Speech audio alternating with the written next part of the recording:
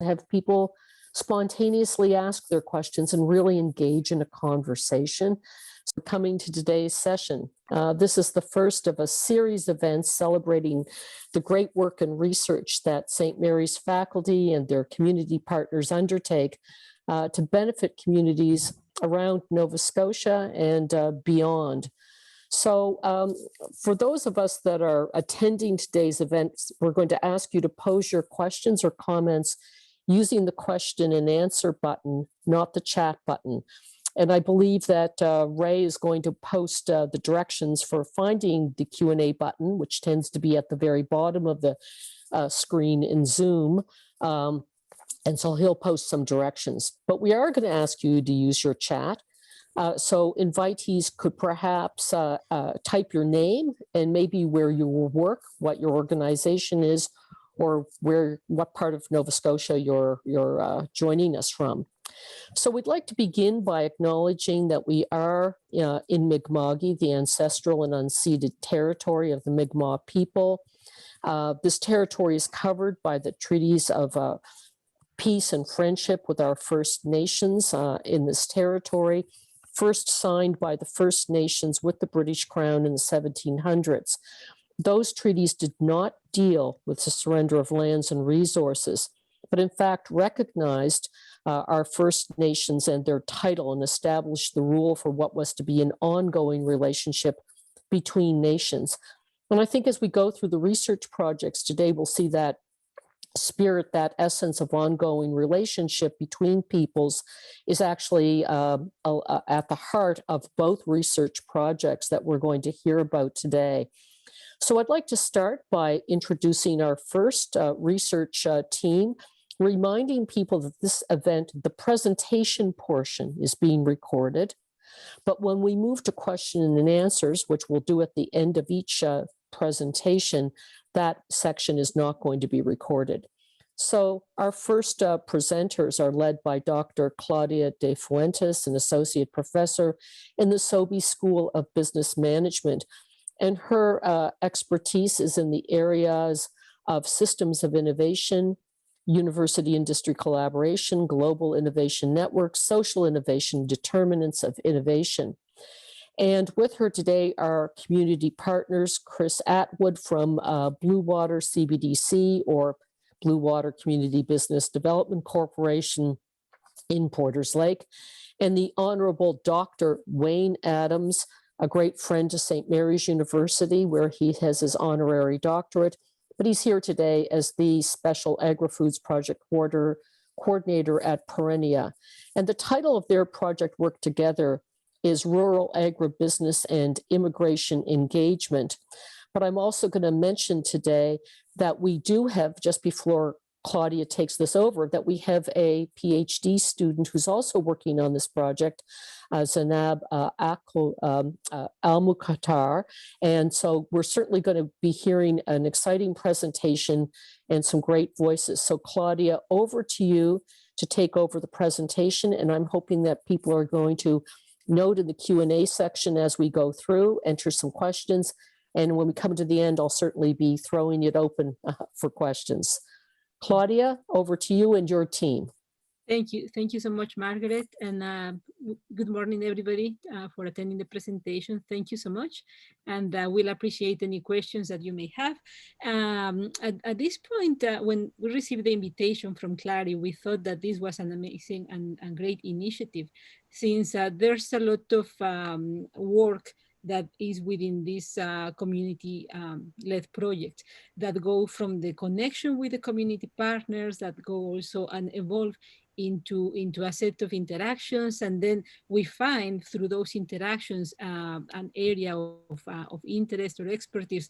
But what we are going to present today are the results on this project of rural agribusiness and immigration engagement that is between, as Margaret mentioned, with Chris Atwood from CBDC Blue Water, Wayne Adams from Perennia, and Zainab Almuthkar, a PhD student from and research assistant to this project. This initiative, I'm just going to mention this briefly, and then I'm going to give the word to Chris Atwood and then Wayne Adams. these initiatives come from the interest in establishing a research collaboration between CBDC Blue Water and St. Mary's University. And this initiative emerged, I believe, like 3 years ago from conversations with Chris Atwood and myself myself at the beginning. And then we also engaged Dr. Wayne Adams into this conversation. And it was, in a nutshell, we were very interested in seeing that many immigrants and newcomers come to Halifax with expertise in many areas, but particularly we were interested in those newcomers that come to Nova Scotia with expertise in agribusiness. And for many different circumstances, it's difficult for them to engage and identify links to the agro industry or agribusiness in Nova Scotia.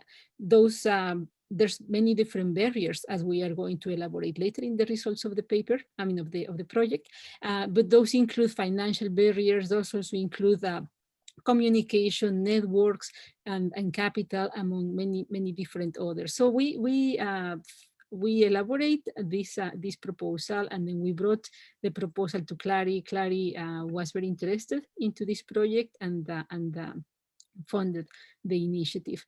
I would like to present the next slide. Sorry, this I'm going to stay in this slide. And Chris, if you want to elaborate on the initiative of the project, the significance, and also Dr. Wayne, if you can elaborate later the connection to Perennia. Sure. So thank you, Claudia. I hope I'm not on mute. I have had some technical difficulties, so I'm actually working from my cell phone as opposed to my laptop. But again, I'll just sort of give a little bit of a high level.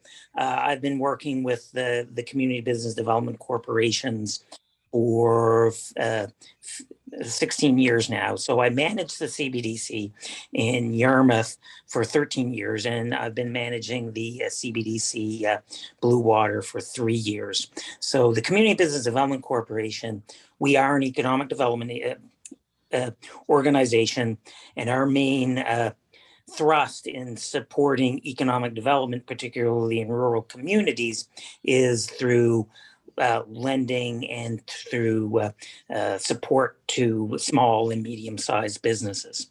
So the one thing that I've sort of noticed, again, in my background in agriculture goes back to growing up on a sheep and vegetable farm in Pictou County and attending the Agriculture College, now the Faculty of Agriculture for Dell. Studying agriculture, getting a degree there, and always having sort of a passion towards food and local food and the local food industry. So really, one thing that I've noticed, particularly over the past 15, 16 years, is that number one, our traditional sort of farmers and agri-food producers and people working in the agri-food industry are, generally speaking, though the businesses, they're getting older. So succession planning is becoming increasingly important for those people that live and work in the agri-food sector. The other thing is that in many regards, either very small, or they can be very small and very large businesses. So in regards to succession planning, there's often challenges in regards to who will take over those businesses. So and one thing that we'd also have noticed, particularly firstly from an employment perspective, is that there's been a need to integrate, whether through bringing immigrants in to address labor shortages within the agri-food industry for the manpower, but again, how can we better utilize these the people who are coming here who have agri-food experiences, and primarily settling in more urban areas to engage them with their skills and talents in agri-food production into maybe becoming agri-food business owners and producers here in Nova Scotia. So that was really sort of the thrust with the initial discussions that we had with Claudia back, I think, 3 years ago. And how can we maybe look at the resource that's coming into our province and how can we maybe make better use of that in creating greater sustainability and diversity within the agri-food industry here in Nova Scotia. Thank you, Chris. Dr. Wayne. Yes, thank you, Claudia. And thank you, Margaret, for opening the program. Good to see you again, indeed. I want to express my appreciation for being included in this important research initiative where we challenged our thinking and the thinking of many stakeholders in the research of rural agribusiness and immigration. I currently represent the Provincial Crown Corporation, Perennia Food and Agriculture Incorporated, which has been mentioned. And I serve there as the African Nova Scotia Agri-Food Projects Coordinator. I encourage and promote and facilitate the engagement of African Nova Scotians in the agriculture and seafood sectors, exploring the many new opportunities in food production and security. Perennia supports growth, transformation, and economic development in Nova Scotia's agriculture, seafood, and food and beverage sectors. We are the only technical development agency that is focused solely on our food sector and maximizes its value in Nova Scotia. So let me give you a brief overview of where the African Nova Scotia Black community stands in regards to farming and or agriculture use in former or existing lands. The Black community has a long and significant history of involvement in agriculture activities. Between the late 1600s and early 1960s, Blacks participated in farming commercially and self-sufficiently. The historic good news is that the majority of Black families farm and all of the food that they would consume, and they even bartered food for various kinds of supplies. Those who farmed on a commercial scale were fully involved in hog, poultry, and beef cattle. A large farm, including livestock and crops, would average from 10 to 20 acres. Now, practically all African Nova Scotian farmland across the province was family owned and operated. The more children the family had, the bigger the farm would be. And each one had at least one dairy cow for personal butter and milk needs, as well as a team of horses or a team of oxen for the heavy hauling and, of course, plowing the fields. Motorized vehicles were much too expensive in those days and in those years, and African Nova Scotians worked the farmlands of the communities physically. Specifically, there were large-scale hog and dairy farms in the Preston area, close to the Halifax area, as well as in Upper Hammonds Plains, in Hants County, Annapolis Royal, and Tracadie, Nova Scotia. The former Nova Scotia Home for Colored Children on Westfall, outside of Dartmouth, had nearly 100 acres of land in farming and livestock and vegetables. On that site today is a 2-acre community garden, and for the past several years, it has been used to full capacity, about 70 people, largely by newly settled immigrant families in the region. And with our experience, my thinking is that we need to become more aggressive and address any current farm succession opportunities that Chris mentioned with our immigrants who are keen to start new lives and, of course, agribusinesses here in Nova Scotia. So let me wrap by saying it's great to see a small but important renaissance, if you will, among Black young people who express keen interests in modern day farming and agriculture as business opportunities. And we'll stop there for now and join the rest of the conversation. Thank you, Dr. Wayne. And sorry, that was like was before. Sorry, Chris, about it. So the objective of this initiative, and then we're going to draw a little bit more on the methods and some of the findings to finally wrap up with the next steps from this project. So the primary objective is to understand. First, identify those organizations and stakeholders that are relevant to linking newcomers, immigrants to agri-food industry, to identify the roles and the programs, and identify potential avenues of engaging the existing agri-food industry And of course, farmers that, as Chris mentioned, are seeking to transfer or to move forward and creating the links to the newcomer population with an interest and capacity in food production and processing. So in that sense, we are addressing many different challenges that within this specific project.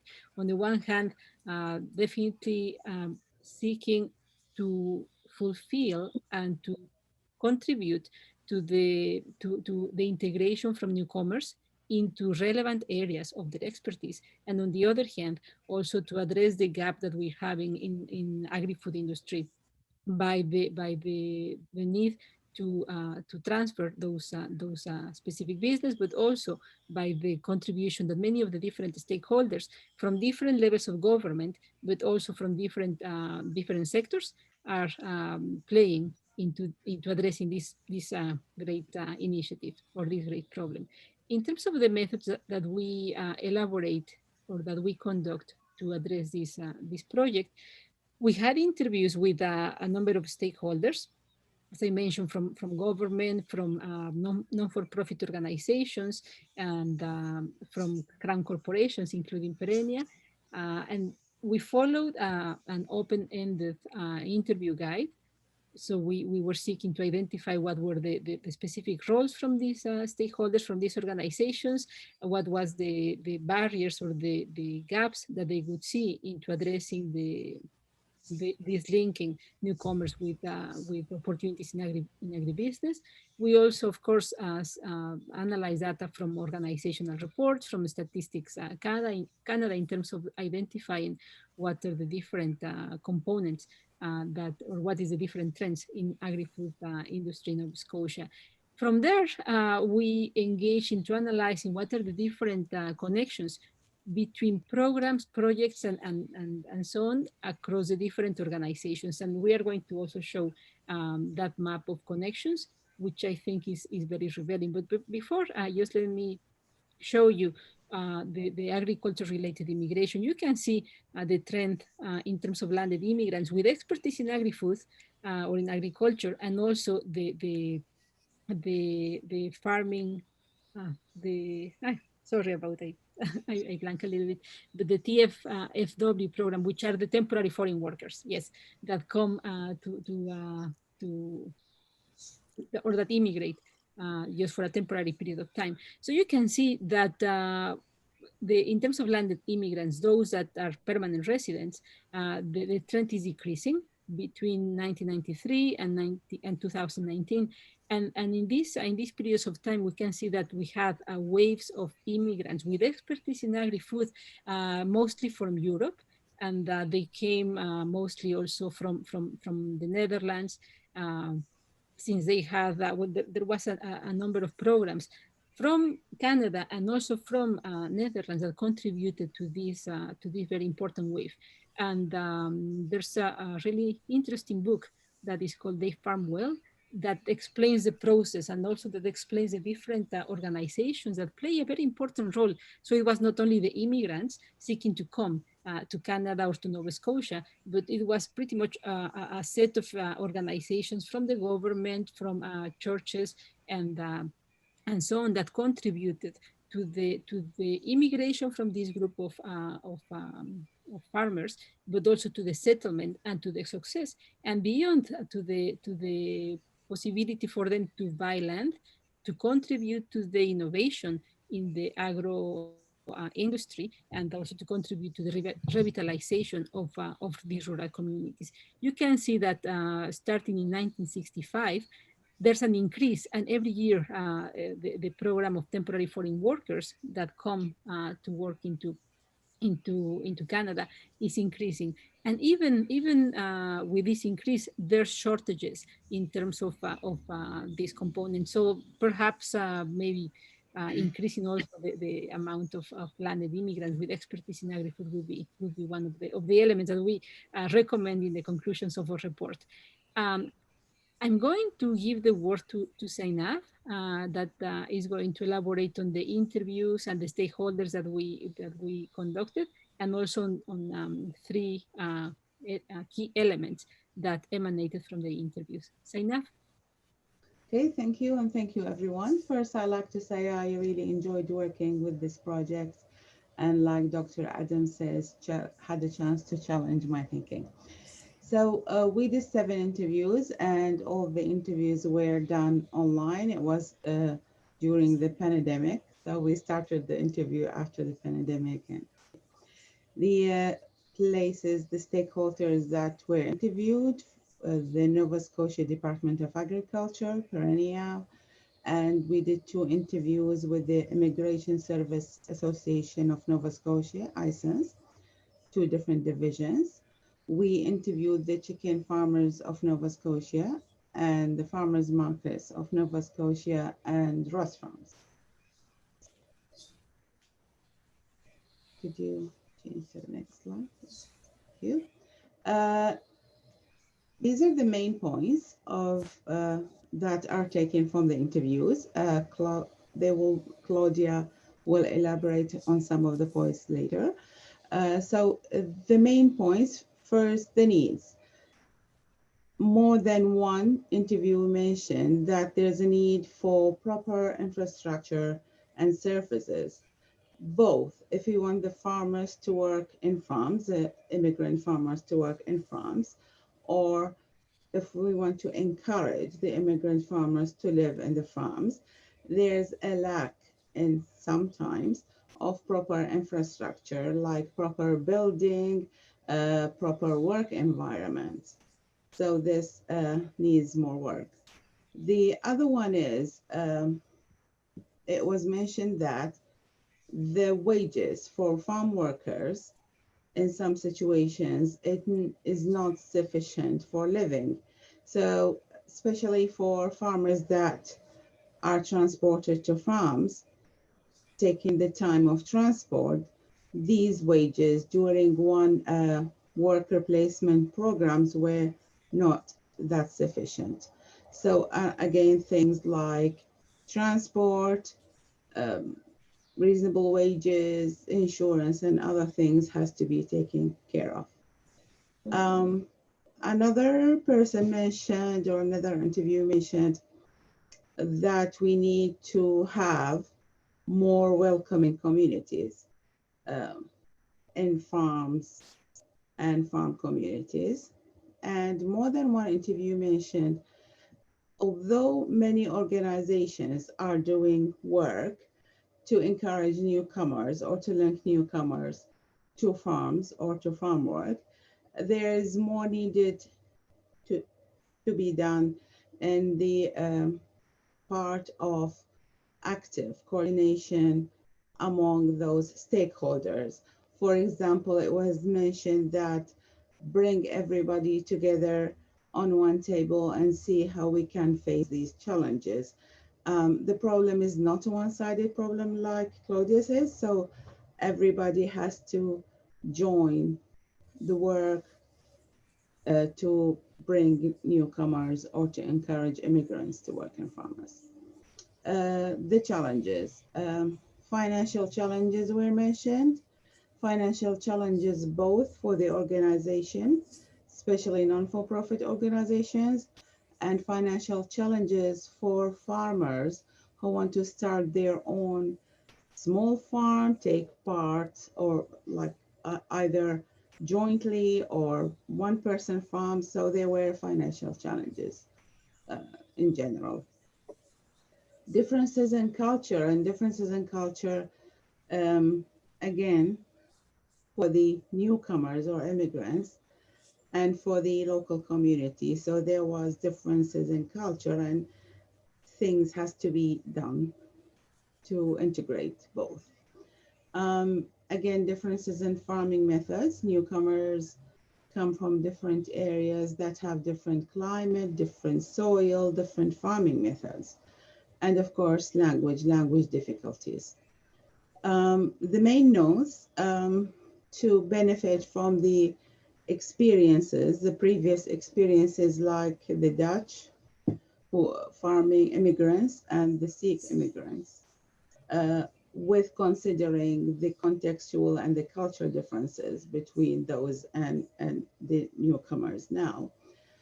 Both sides, the employers or the farm owners that employ newcomers and the farmers, have to understand the needs and the challenges for this operation. So, for example, when a farm owner wants to employ new farmers, there are certain financial needs, certain infrastructure needs. So they have to understand and accommodate those needs. The farmers themselves, or the immigrant farmers, also have to understand that there are challenges, there are stages they have to go through, like language learning, like getting adapted to the new farming methods, and so on. Education for both and awareness does a great deal in this field. And this is, again, from the experience of the interviewees or the suggestion of the interviews. And thank you. Thank you so much, Zainab. One of the questions that we asked to the stakeholders during the interviews was what type of projects have they implemented to address this specific challenge that we had in terms of linking newcomers, immigrants to agri-food opportunities. And also we asked them what organizations do they collaborate with in this specific project, but also in general.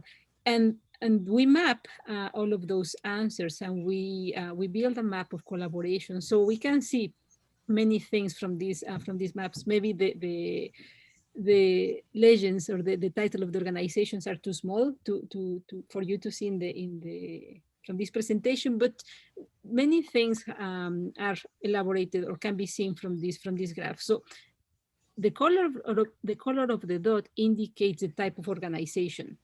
So green is for either businesses or community organizations or business association.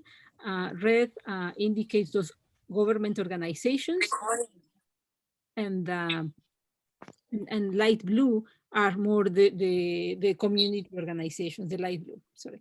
And so we can see that there's a huge amount of collaboration between the different stakeholders that play a key role to address this problem. But that's on the one hand. But then on the other hand, many from the interviews that we conducted, these same stakeholders call for more integrated and more collaborative approaches that perhaps need to follow specific coalitions between these specific stakeholders to address this complex problem from many different angles. So we can see that maybe some fragmented initiatives, but if those fragmented initiatives are not coordinated, then there's, yes, many resources to support this or to address this type of problem, but maybe the resources could be used or can have a better impact if there is more collaboration and more interaction between these relevant stakeholders.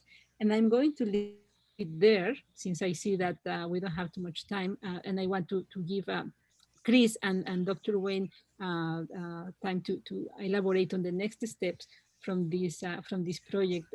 Chris, perhaps do you want to go first? Sure. So again, sort of next steps, CBDC Blue Water, one thing we've gone through some strategic planning. So we've set up a project development committee of the board, and we also have hired a project development coordinator. So we are planning on having some consultations with Claudia with our project development committee coming into July. So the other thing is, so we want to assess the project and find out ways, as Claudia had indicated, how CBDC may be able to better collaborate with some of the partners within the ecosystem.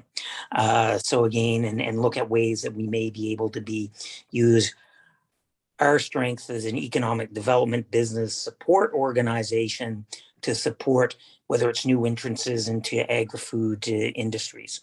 So again, we sort of see this proposal as sort of being a launching point for continued work in trying to enhance and improve the local food food industries in the area. So our expectation is beyond this. CBDC Blue Water is only one CBDC, again sharing this information with their network of 13 CBDCs within Nova Scotia.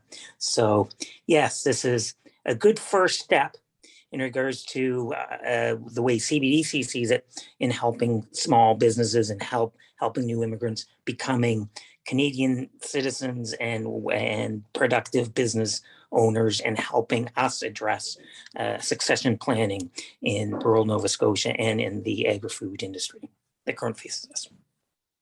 Thank you, Wayne. Sorry, thank you, Chris. Dr. Wayne. Yeah, you confuse us often, eh? We look so much alike. No, thank you very much. I think in synopsis, what we're looking at Perennia, we're working right now on a more inclusive agri-foods engagement project that includes an awful lot of youth as stakeholders, new stakeholders, looking at food diversity, food security, the health literacy of food and nutrition, and including more of our immigrant interests and stakeholders of the Perennia program that I work on. So that in a nutshell, that's where we're going, is including much of what we found in this research into our next future steps. Thank you, Dr. Wayne. And I think that's the end of the presentation. And we welcome and thank you so much for this initiative. We are very happy and we were thrilled to be part of this first round or first presentation in this chain of events. Thank you so much. Well, thank you very much, Dr. Claudia DeFuentes, and thank you so much, Zainab, Wayne, Chris. But I'd love to open the floor now to questions. People can either put the questions in the Q&A section, and I can read them. But we know our participants today. We see a lot of familiar names and faces or among the participants. So you can also just raise your hands. And I think Ray will just open the microphones and we can just engage in a great conversation. I guess I'd like to kick it off by asking one question I think is sort of obvious. Ironically, during the pandemic, Halifax and Nova Scotia became a destination for people to move here. Immigration actually rose during the pandemic for a variety of factors. So do you see that this is an opportune time to engage government with how essential immigrants are going to be? They're essential for so many parts of our economy. So are you feeling that more ears are open, that the survival, the health, the innovation of these small businesses will go hand in hand with what we hope are rising immigration numbers, if you can make the right matches, if I can put it that way? So that's just kind of a general question, and I don't know who wants to take it on, but maybe Claudia, you might want to start, because last year has been a surprising one in many ways, including for immigration and including for local food. Yep, I can start, and then Wayne, Chris, and Zainab can add a little bit there. I think the last pandemic, well, the current pandemic, put a lot of challenges in many different areas of economy, society, but also brought interesting opportunities. And as you mentioned, Margaret, yes, there's the increased immigration or interest to immigrate into Canada. And we have many different streams that go from skilled immigrants to family option to immigrate to refugees and so on. And all of these newcomers into Canada and to Nova Scotia bring a huge and very interesting set of skills with them that is necessary to be able to tap on that and be able to integrate them into the economy. That on one hand. On the other hand, I've seen kind of like a resurgence of the agri-food sector. I was happy to participate in an event. Chris, you will remember, and Dr. Wayne, you will also remember, and Zainab, we were all there just at the beginning of the pandemic, I remember. It was interesting and really encouraging to see young farmers from the age of 15, 16, 17 to be interested in agri-food, in agriculture, because they were very concerned about the future of food security. So they were really, really engaged, and they were winning prizes and incorporating really novel techniques of farming. And so I think it's interesting to see, and it's very important to see all of this and how can we can contribute to address many problems of immigration, settlement of immigrants, but also the future of agri-food sector in Nova Scotia from a multi-systemic perspective. I think that's the key. And I'm going to give the word to either Wayne, Chris, or Zainab. I'll make a few little general comments as well. I mean, there's no question, again, when we think in terms of our the population in Nova Scotia, generally speaking, getting older, and that holds specifically true in the entrepreneurial business field in particular, and even more more seen within the agri-food sector as well. So having, and again, immigration is going to play an important role, whether it's filling in jobs or hopefully creating new opportunities. And then again, as immigration continues to impact our demographics, it also creates new agri-food opportunities, I think, as well. And I think the other thing that the pandemic has kind of shown us is, and what we're also seeing sort of moving forward, is the importance of food security within Nova Scotia.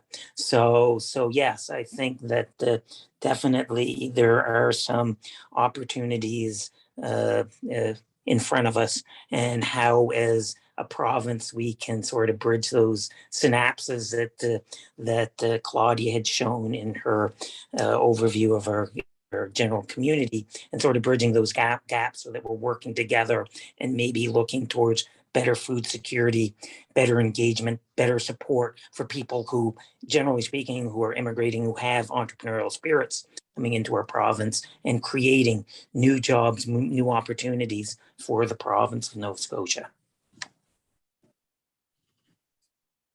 I can add a whole lot to that than to underline the fact that immigration has always been critical to our growth and development in agri-foods and other industries in the province. Where we be without immigrants from day one. So we must continue that momentum in this new era, post-pandemic. Oh, great, and thank you for those answers. I'm going to ask if anyone else, I can see a lot of names here, a lot of participants. If anybody else would like to jump in, raise their hand, or just turn on their mic and ask a question of our panel.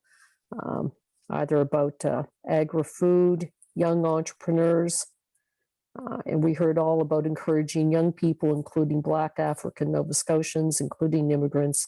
So if anybody wants to raise a question or ask one, you can do it in an informal way. You don't have to post it.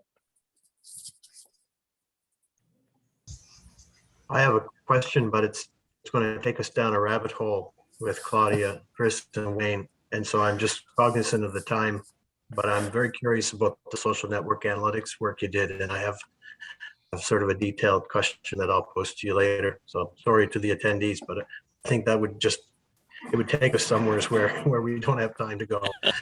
It's a long rabbit hole, eh? Yeah, and according to the angle that I take, but I think the diagram that we show, it's very revealing in terms of all the different stakeholders that play a role, to see also the diversity, the different levels of location, either government. We have provincial, federal, municipal government.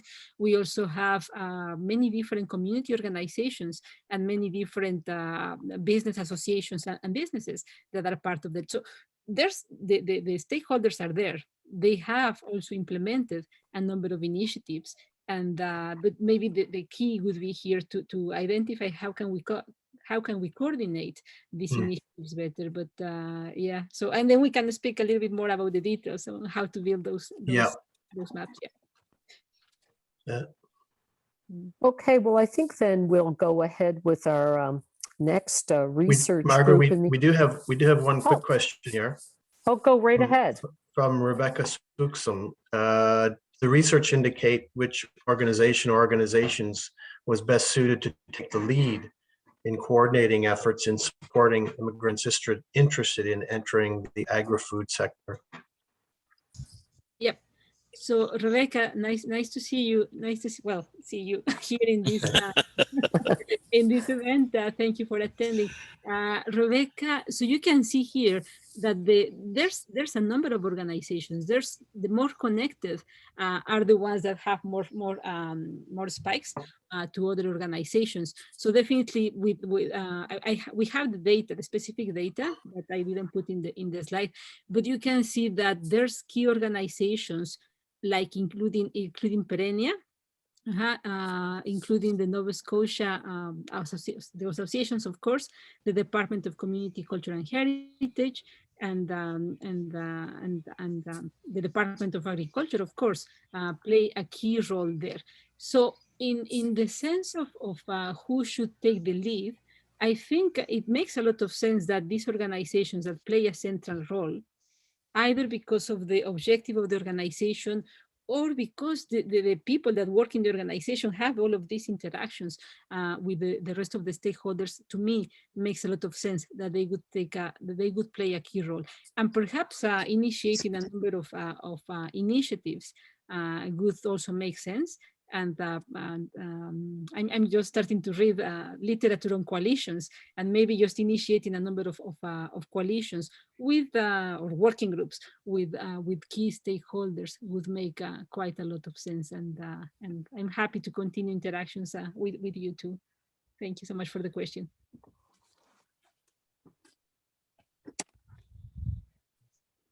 Okay, so now we'll go on to our next research group. And I'm really pleased to interview. Thank you so much, first of all, Dr. Claudia DeFuentes, our Honorable Dr. Wayne Adams, Chris Adams, Zainab as well for joining us. This has been wonderful, but we'll move on to our second group. Dr. Jacob Hanley is a geologist at St. Mary's University and has a number of research interests. But today we're going to hear about the trace element analysis of archaeological slags, metallic artifacts, and in particular, how this will inform us about ancient civilizations and their use and their sources of metals. And joining him today is Dr. Katie Cottreau-Robins. Dr. Katie Cottreau-Robins is from the Nova Scotia Museum, and there she is the curator of archaeology. So the title of the project that they're presenting today is Exploring the Chemical Provenance of Copper Artifacts from the Augustine Mound. So this is a lot of us very interested in archaeology and what it can tell us about our ancient civilizations here in North America. So we'll turn it over to Dr. Hanley and to Dr. Katie Cottreau-Robins. Take it away, Jacob. Thanks very much to everyone that's joining to listen to what we have to say, and also thank you very much to Margaret and Ray for setting up this very important event. I've been involved in this research for about 5 or 6 years now, and it's involved quite a diverse group of people here at St. Mary's University, including some very talented students who have contributed to the analytical research. Our colleagues at the Nova Scotia Museum, of which Dr. Katie Cottreau-Robins is here today and will chime in a few minutes to talk a bit about the community need as well as the impact what's happening going forward. As well, colleagues in other provinces with the government of New Brunswick and the University of New Brunswick.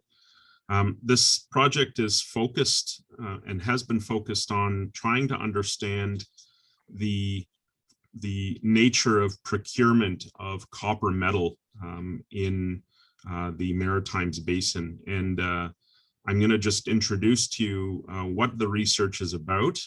And to do that, I want to raise I guess, a big question about the origins of copper here in the Maritimes Basin. We have a very rich cultural record in our archaeological collections of copper objects that span from the late Archaic to the early woodland periods here in the Maritimes Basin. But more broadly, there were dominant copper producing sites across North America, and those are shown here in this map. In the northwestern part of North America, in the northern, in the Arctic, in the Coppermine River Basin, and probably the most dominant area of copper production being around Lake Superior.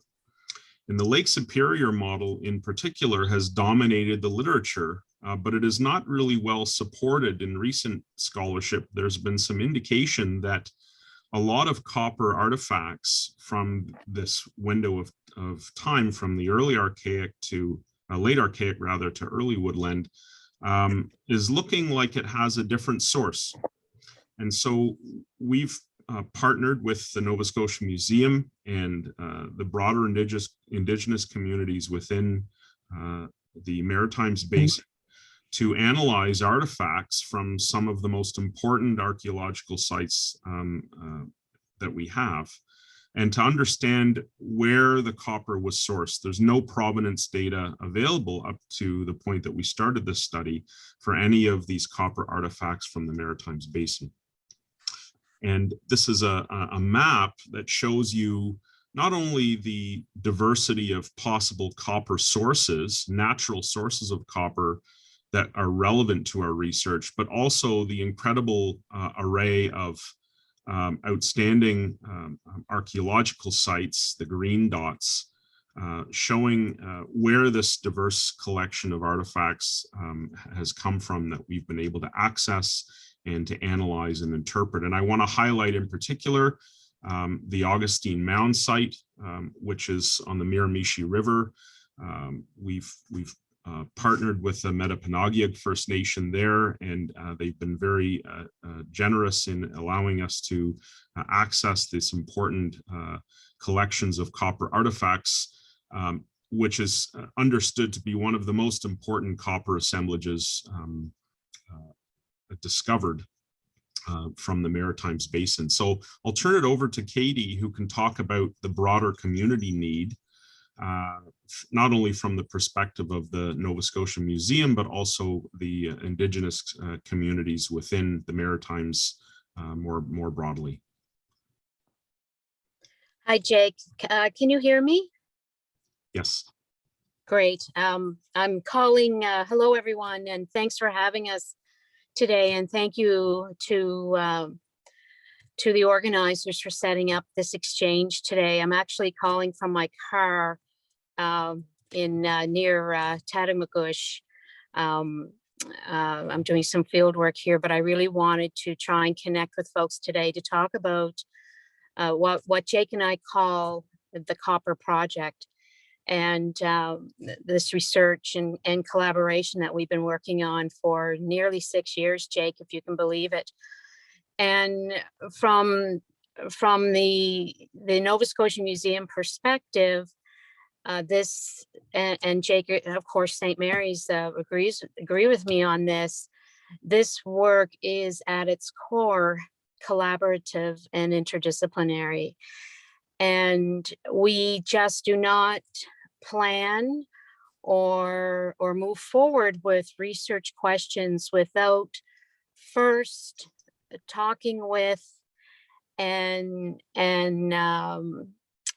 receiving guidance from our partners, our Indigenous community partners. So like Jake said, the Menipanagia First Nation in Red Bank, the Mainland District Grand Council for the Mi'kmaq here in Nova Scotia, my colleague, Roger Lewis, who is curator of Mi'kmaq cultural heritage here at the Nova Scotia Museum. We get together and we talk about trying to learn more about copper. And, you know, from the geology end of things that with Jake at SMU and with, you know, curation and archaeology with me at St. Mary's, at the Nova Scotia Museum, we have questions and things we want to follow, but the direction for us really has to be rooted in what the Mi'kmaq want to know about these cultural artifacts.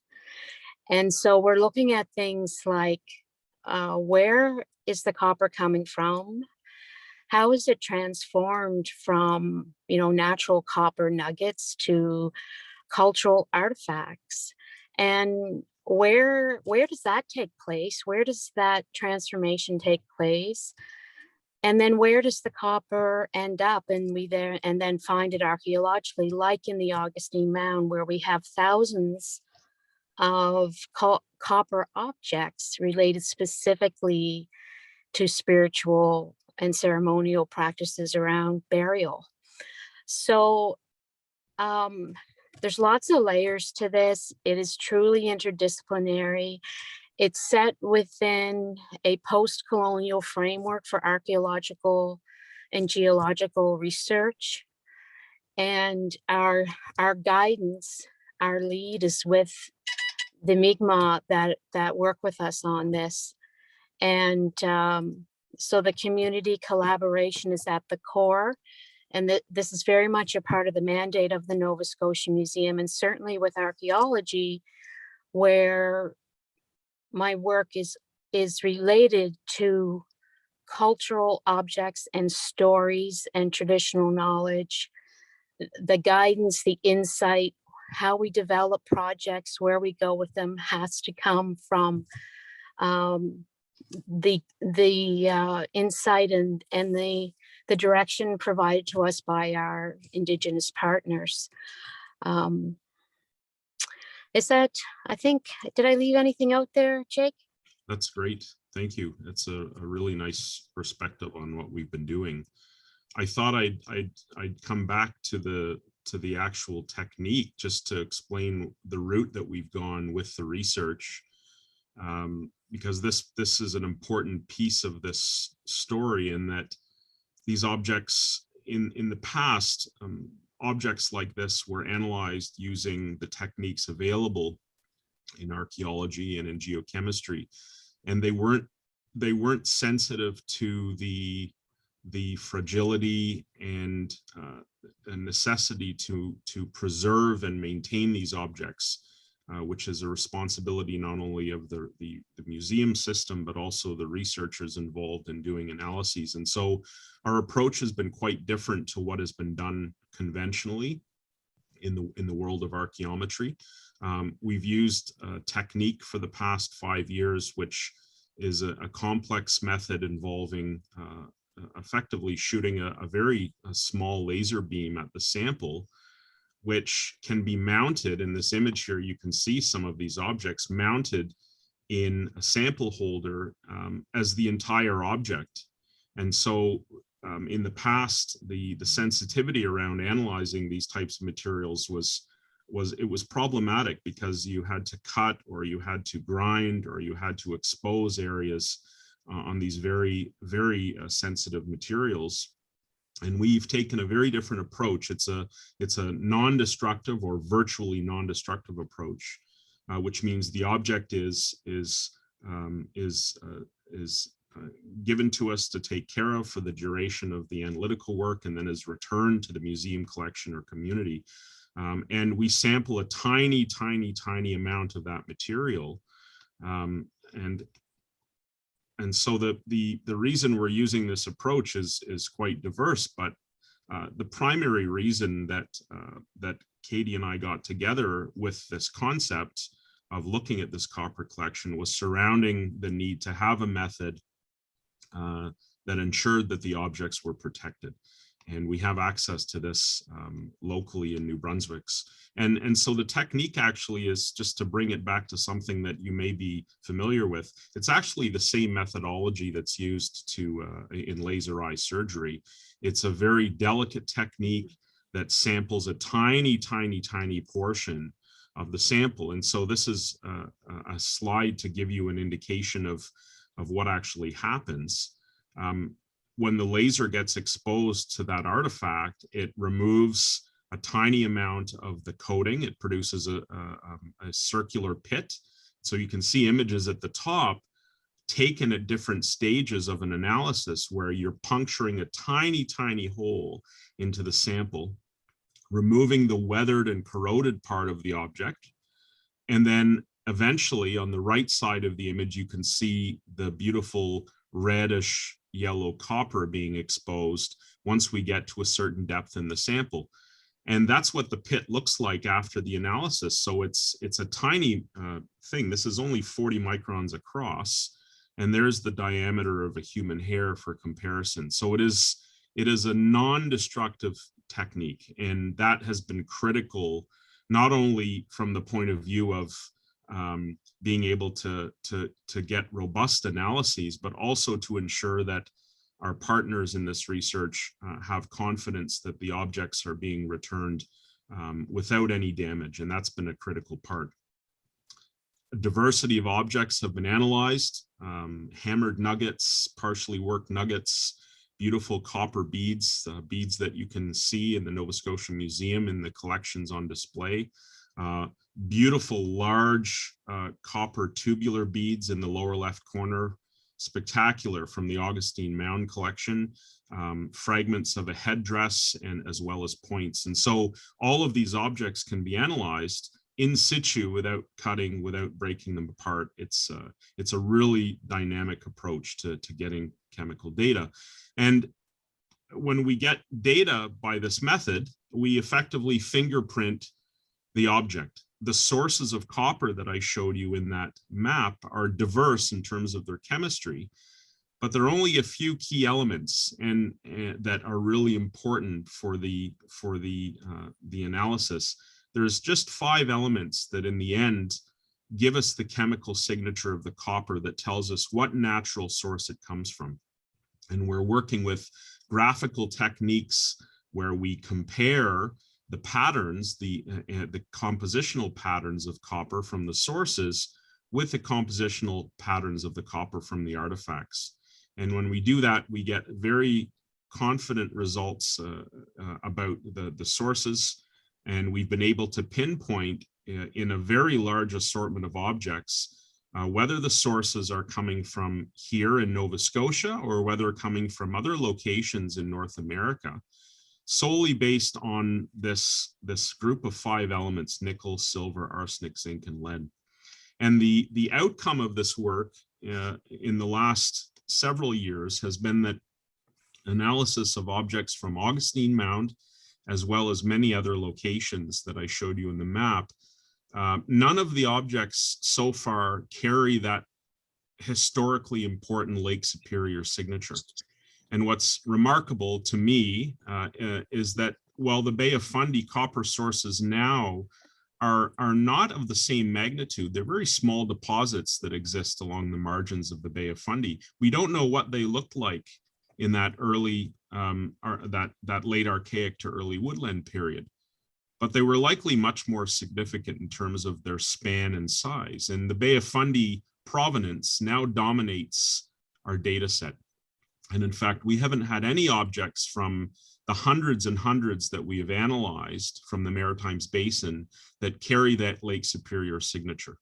And what that means is that the Bay of Fundy has emerged in our research as another one of those major North American copper production centers. And that's the route that we're going now with our continuing work. The analytical protocols that we've developed, with the museum, we're going to continue to use on other collections. And so I might turn it back to Katie at this point to talk a bit about the impact from the perspective of the museum, and also what we have planned going forward later in July when we meet with Metapanaugia to present our results. Yes, thanks, Jake. It's also, it's very exciting, and we're flipping this traditional narrative about the movement of copper, which was a really important thing in, copper as something to procure and something to make into useful objects and so on, or that standard narrative that, quite frankly, when I was an undergrad at SMU, was really focused on, Lake Superior. That's where all the copper's coming from, and it's coming into the Maritimes, and folks are using it. We've flipped that, totally flipped that, and it's really exciting to be able to do that in collaboration with the Indigenous communities that want to understand this and think about how objects and people moved across these Indigenous landscapes thousands of years ago. So it's taken us 6 years of very careful testing and examination and discussion and relationship building to get to this point where we're getting ready to publish on these findings.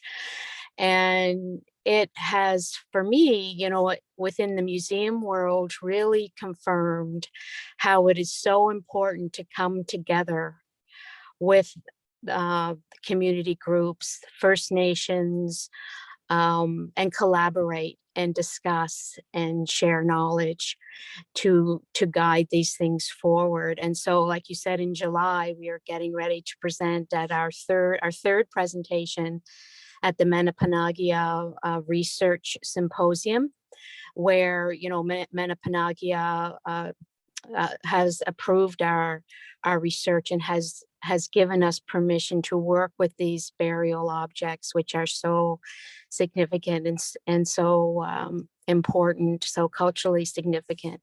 So we're getting ready to present where we are with the research and our plans going forward, and we're hoping that they will like what we have planned.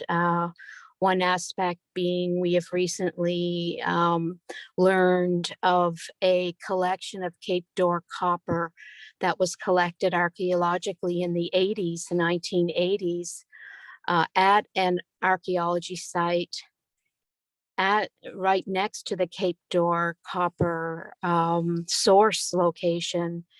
And we've seen some images, and we're so excited by the range and scope of these copper objects and how they are going to continue to inform this story, this narrative that we're developing around how copper was so important in the daily life of Indigenous folks in pre-contact times, and how it moved and how it was worked to make into things and how it was traded. So it's we're continuing on with this collaboration and this relationship building, which takes time. We're in a really good place after 6 years, and along the way, different folks have said to us, well, where are you guys with the copper research?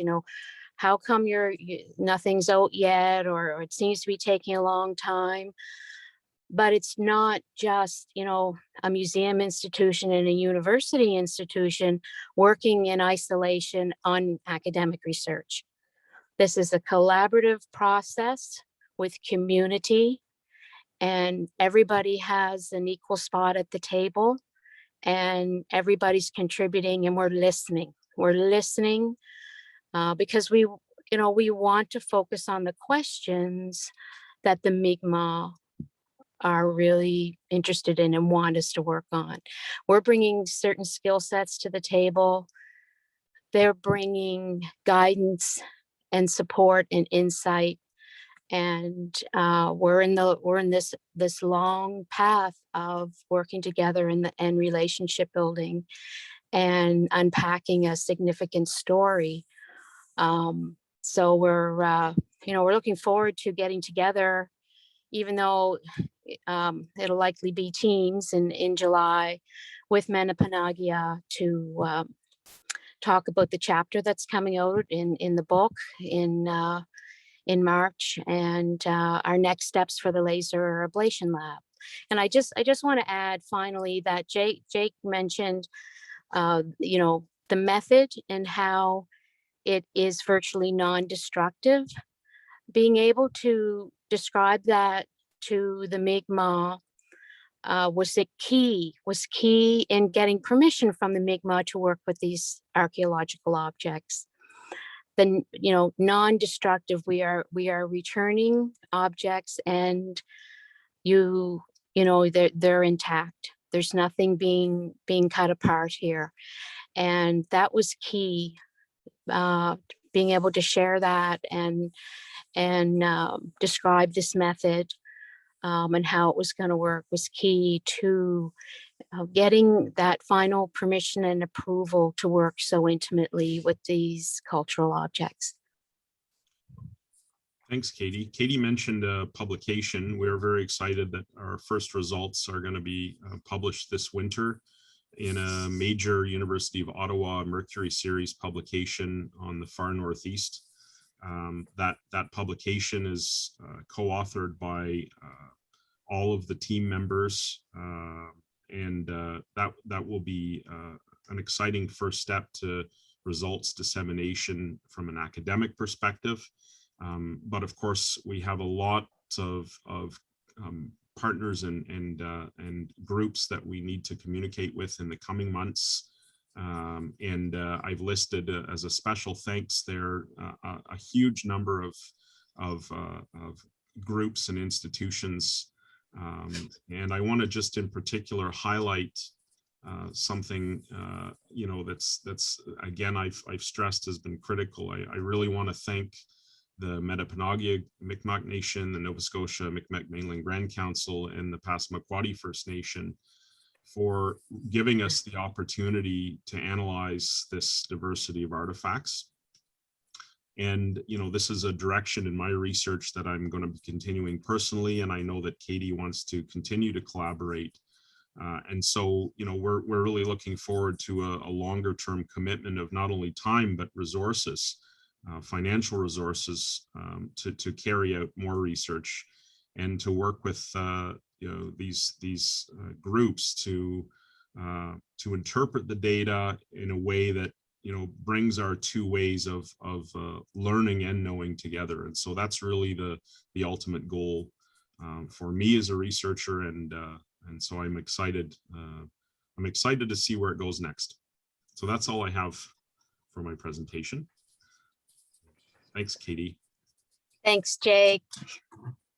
Well, thank you, Dr. Jacob Hanley and Dr. Katie Cottreau-Robins from the Nova Scotia Museum. It was really stunning for us to be in on the ground floor of this exciting research, and I think we all feel privileged to hear about it in this really critical stage.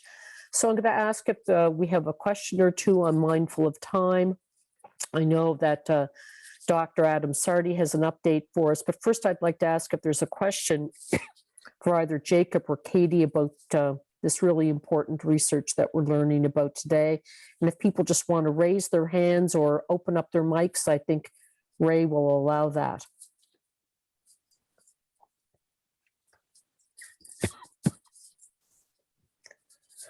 Well, I've got hundreds of questions as always, so I'm gonna start since I don't see anyone chiming in here. I'm particularly interested, Katie, in your comments, and I love the way you said it. That the way I wrote it down, at least, was the research is driven by what do the Mi'kmaq want to know, and so I'm curious if you want to say anything more about those relationships. You said a little bit about what that takes, what's important in developing those relationships. But I'm also curious, you said the museum has some pieces, and so how does that work within the context of the relationship of the First Nation? Obviously that it's their material, and I'm curious how that handoff works a little bit. Sure. Yeah, for me, this is all about a recovery of meaning. So looking at, really looking at very old objects that have come to us through the archaeological record. And we have documentation around all of that process, but what is the meaning of that thing? How can we recover that meaning? And that has to come from, largely has to come from our work, our relationship building with the Mi'kmaq. And so in the collection at the museum, where we have hundreds of thousands of archaeological objects that we steward, when we want to work with objects that are from a particular Mi'kmaq district, I walk down the hall to my colleague, Roger Lewis, Mi'kmaq, residential school survivor, curator of our Mi'kmaq cultural heritage collection. He's also a trained archaeologist. So I go down and I speak with Roger as my colleague and talk to him about, the proposed research or what Jake and I are thinking about. And Roger's very much a part of that discussion, but he's also a community liaison. He's well known across Mi'kmaq communities in Nova Scotia, and he'll help us connect with individuals within districts or nation communities that can help us talk about what we want to do and make sure we have approvals and permissions. And so it's where I am, I'm most fortunate to have a Mi'kmaq cultural expert, a Mi'kmaq community member who works with me as a curator, and he provides Jake and I guidance. And we definitely want to be connecting with the key folks that are linked to specific objects in the collection. So these are steps that are in our process. If we're going to do Indigenous-based research, let's map out who in the community we want to meet with. And, this is not a phone call or an email. This is, can we get together?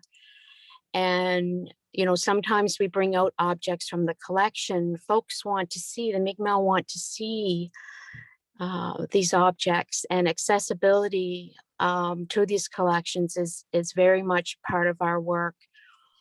And so we'll have a gathering and we'll talk. It's conversation, it's looking at things and answering questions. And then if there's a time for waiting and consideration, and often our Mi'kmaq friends need to take something back to another community member, or they need to take it back to their body and talk about it. We also make presentations, or we have collections reviews. We again, for me, I'm looking for direction from the Mi'kmaq. I have skill, I have access to these things. I look after this. I know how to do archaeology. What can I do? What are you looking for? What can I do at my end to help us reach a place where we can talk about this research and move it ahead? And so this is woven into our interdisciplinary post-colonial process to this research. I'm not sure. I hope I answered your question. You did very eloquently. Thank you. It reflects what I see a lot in work that we support at CLARI, where, as I just posted in the chat, where people and relationships are more important than institutional authorities or Yes. or other types of authority. It's really about the people in the system. I know Roger a little bit from my time at Communities, Culture and Heritage, and that's a great story that you shared. Thank you. You're welcome. Just chime in with a comment that, from my perspective as a university professor and a trainer, because we're in the business of teaching others how to giving skills to others. I'm really excited about the possibility of bringing some community members from Metapanagioc here to SMU, and this was actually on the agenda in 2020, but of course the pandemic made that impossible. But I have identified a couple of young people who are playing a very important role there in the stewardship of the collections and the archaeological work being done at Metapanagioc. And so the plan is to bring them down here for a longer term, so that we can employ them, perhaps a summer student, and then teach them about the technique, and so that that then gives them the ability to direct their own research using this technique. And so that's part of the relationship building and training experience for me, and I'm very much looking forward to that. That's excellent. Well, thank you both very much, Dr. Jacob Hanley, Dr. Katie Cottreau-Robins, and just a stellar example of research that respects the community and depends on the community. It's all about community outreach in our research here at St. Mary's. I do want to, as we come to kind of the end of our time, people might want to stay and ask a few questions, but I want to really throw it now to Dr. Adam Sardi, who I know has some words about what we're trying to accomplish in this series. Adam Sardi, take it away, please. Hi, thank you all. Thanks for joining us, and thanks for the participants in telling us about the work that they've been engaged in over the past year or years. In my role as Associate Vice President Research at St. Mary's, it's been a pleasure to help Ray McNeil be our facilitator for community engaged research on our campus, and also as part of our provincial network with the Change Lab Action Research Initiative, CLARI. The work that we're trying to showcase with this being our launch is starting with the St. Mary's specific activities, where we've had faculty members working directly with community groups, as you've just heard, and we'll be continuing this series in the fall once the summer is over and life hopefully is restored more closely to pre-pandemic normals. We'll see how that goes. So stay tuned for more of these kind of presentations. I did just want to, say about the projects we've heard today. It's appropriate that we've ended the month of June, Canada's National Indigenous History Month, which has been so full of sorrow as we try to reconcile ourselves with the events that have been uncovered through research over the past month. So it's appropriate that we conclude the month with this presentation from the work partnering our university with Indigenous communities in our province, and also the work of that was talked about first, where we've partnered with the Black Nova Scotian community to support their community. So we're proud to do what we can, what little we can, to support these communities in our province, and we'll continue to do so over the coming months and years as we work towards real reconciliation with communities. So with that, I'll turn it back over to Margaret to close us out. Thank you very much, Dr. Adam Sardi. And simply in closing, I'm going to thank everyone, especially our presenters today, both from our earlier team on agri-food and from our team on copper research into right here at home, very close and relevant research to our communities, and say that if people have comments or ideas about this series that they're launching, you could certainly email the person we see here, ray.mcneil@smu.ca, behind the scenes, helping support and put together this entire presentation. So there is his email, ray.mcneil@smu.ca, and certainly to Dr. Adam Sardi for being, as it were, the almost executive producer behind the series. And we're off to a great start, and I think an appropriate start, as Adam said, for the importance of research that reaches out, works with, and partners with communities. So with that, thank everyone for attending, and we'll see everyone on campus, in the field, and virtually, and hopefully more together in the fall. I see some nice comments there in chat. And with that, I think we'll close it out, Ray. Give people some time.